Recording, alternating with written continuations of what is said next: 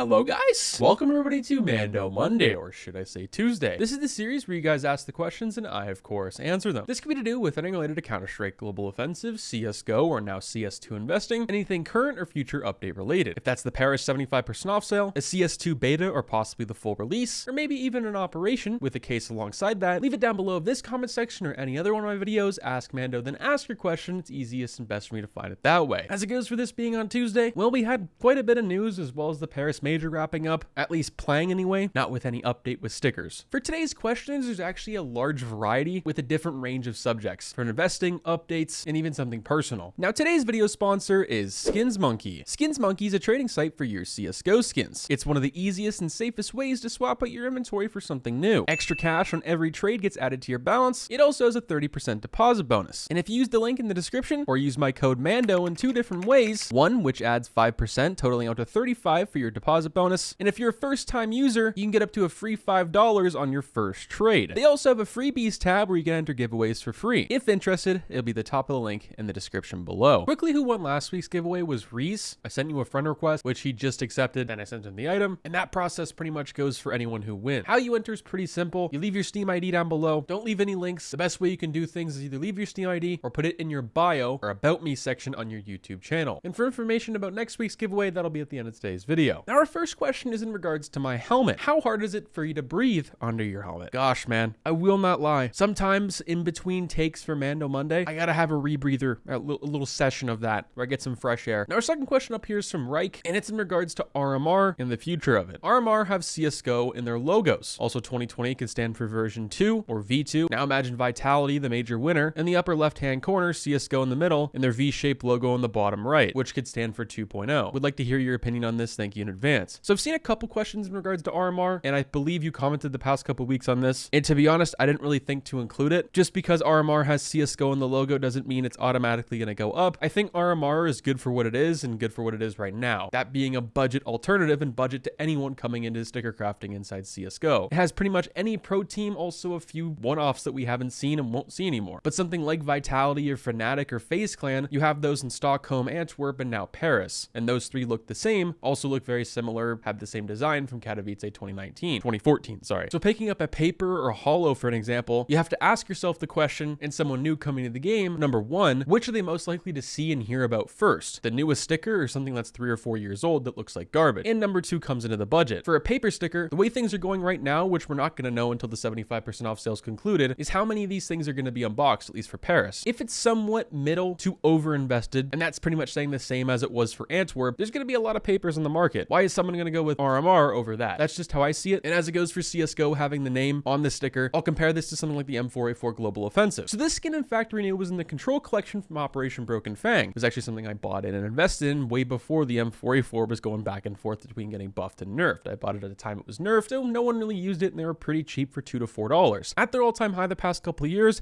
it hit $11, and then an all-time low at around $3 to $4. And then the announcement of CS2, because this had Global Offensive in its name, went all the way up to almost $20, which was pretty crazy. With another hype, something like this could go up. Will the same happen with RMR? I don't really know, since CSGO isn't really in the name of that specific sticker. It's something you could play around with. RMR is just something many people want to forget and move on with. The foils look alright, which could be something that kind of helps it in the future, but for right now, it's a great budget alternative to everything that's going on in the market that's so expensive, and that's really all I think of it. Our next question up here is in regards to the Paris Major Grand Final. Do you think with Gamer Legion getting second place, we will see tier 2 and 3 teams making waves in the Pro League very soon? So I actually really enjoy this question, really changes things up, but essentially, yeah. And I'm also really happy a team like that was able to make it through to the very end. It changes things up, which it's not something one everyone's used to, but also likes either. I noticed on Twitter and just social media in general, people were comparing this a lot to IEM Rio, where a whole lot of teams of their favorites anyway were not making it through. Though yes, it is kind of odd, sometimes it sucks, but this time was a lot different where there was teams that we knew that have been in the game for a very long time, same thing with pro players, that made it just feel very refreshing. And that's exactly what this has done. But it's also shown that pretty much anyone, doesn't matter your status in CS, can make it to the very top if you play and work hard enough. And that's exactly what this team has done. So I think within the next couple of years, possibly with the release of CS2, it gives a pretty big opportunity for some new top dogs to just appear out of nowhere and stay at that spot. Now our next question up here is from Luke, and he asks, what's my favorite skin? So hopping into CSGO, I actually have quite a few. As it goes for recent pickups and newest skins that have come out, I'm definitely going to say the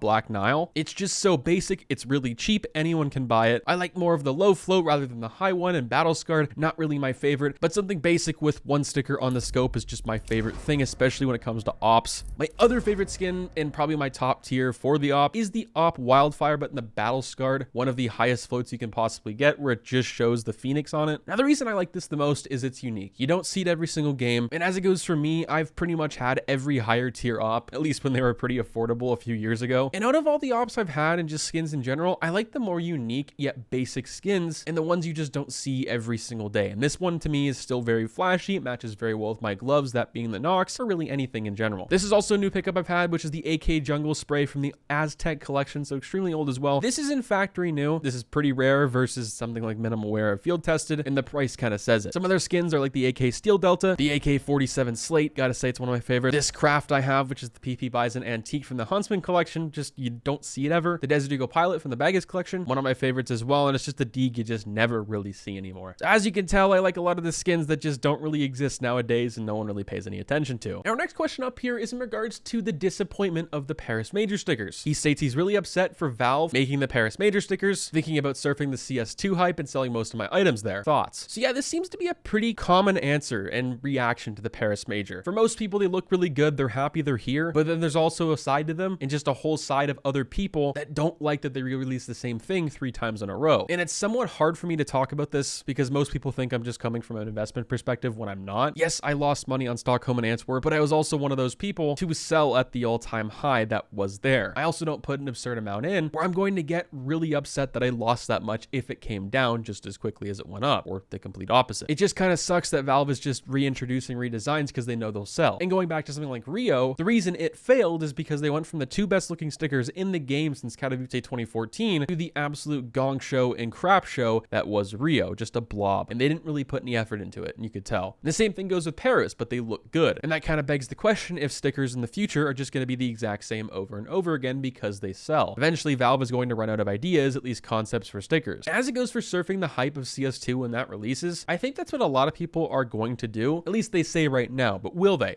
I don't know. As it goes for me, we don't really know what this hype is going to look like. I'm for one to think that it's not going to be as high as last time unless we get a huge influx of players, because some of these prices are just absolutely absurd. And for those people who bought in maybe right at the peak of the hype or maybe a little after and you want a way out, this is definitely going to be the route for you. As it goes for people wanting to make profit and just cashing out, maybe going back in the next few months when things settle down, because they eventually will, just like anything else and any other hype, I would do that as well. Not the worst idea in the world. Now, our next question up here is in regards to the Paris Souvenirs. When do you think Overpass will get a new collection? In my opinion, it's a decent investment opportunity. I'd be interested in hearing your opinion. So thanks, I appreciate you for asking. Little brief history on Overpass. This came out July 1st, 2014 with the Operation Breakout collection and that specific update, Operation. I'd like to say that at this point, it's one of the longest lasting, decent looking, and also memorable souvenir packages or souvenir collections inside CS, with the M41S Masterpiece, the Op DD Pat, the USPS Road Rash, and they're pretty much the exact same in Paris 2023. As it goes for souvenirs being a decent investment, the fact of the matter is we're not gonna know until the very end of the Paris Major when these things finally get removed, and then we'll see how many are on the market. But since souvenirs don't really change too much, these aren't really all that special. Kind of the same thing as Stockholm and Antwerp, even though those are very expensive for really no reason, since you could pretty much just make the same sticker or craft, let's just say, that's on the souvenir for a more budget alternative than the souvenir actually costs. The skins are pretty underrated, but they're also really old, and a lot of new players don't really like the older skins. They're more toned to the new flashy ones. That's just my opinion. But yeah, we're just gonna have to wait and see where things go with Souvenir and what that quantity is gonna look like before the sale concludes. Now, our next question up here is one that actually had to make me think. What is one thing you learned from CSGO that you were very thankful for? Now, I'll split this into 2 parts, one being for investing,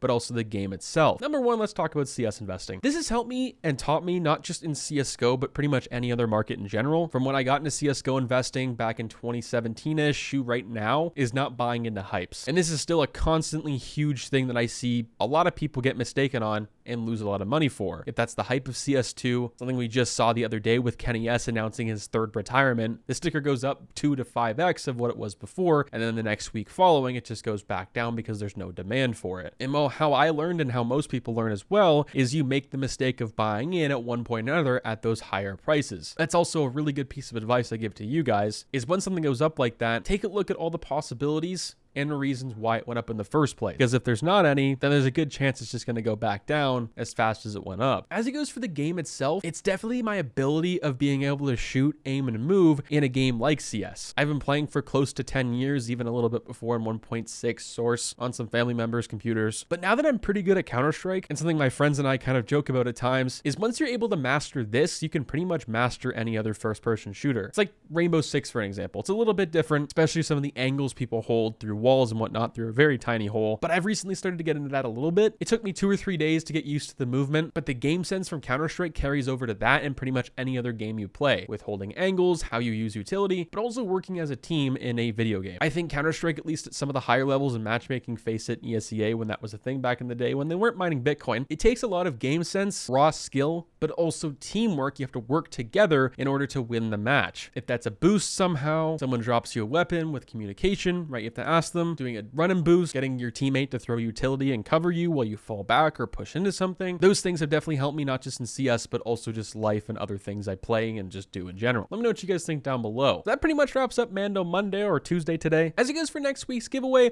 we're going to give away an Op Black Nile factory new, pretty low float with a Paris Major Fnatic holo on the scope. Really clean in game. I for one enjoy it, and I want you guys too. Catch you guys in the next one. Stay positive, stay sexy. I'm out, guys. Peace.